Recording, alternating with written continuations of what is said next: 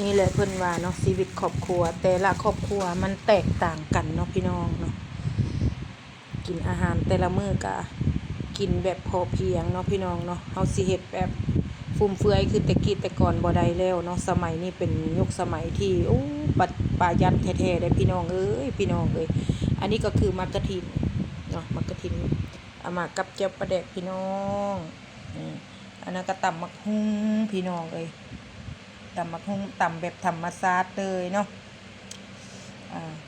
ใส่แต่มักกับอันกะปิเนาะอันนี้ก็จะเป็นไข่ลูกเด้อพี่น้องเนาะไข่ลูกกินกับแจ่วปลาแดกกินกับตำมักหุ่งพี่น้องอันนั้นจะเป็นข้าวกำพี่น้องเอ้ยข้าวกำข้าวแดงพี่น้องเนาะข้าวแดงข้าวไห้เนาะน่าแซ่บบ่พี่น้องเอ้ยน่าแซ่บเนาะอันนี้คือชีวิตจริงที่เฮาอยู่แบบพอเพียงเนาะปัจจุบันพี่น้องย้ายซีให้เบิ่งเพียงสำนีก่อนเด้อพี่น้องเด้อนะถ้าผู้ใดอยากได้ไข่ลูกดำมานะเนาะก็ทักเข้ามาได้เด้อแม่ยายสีมีขายเด้อพี่น้องเด้อ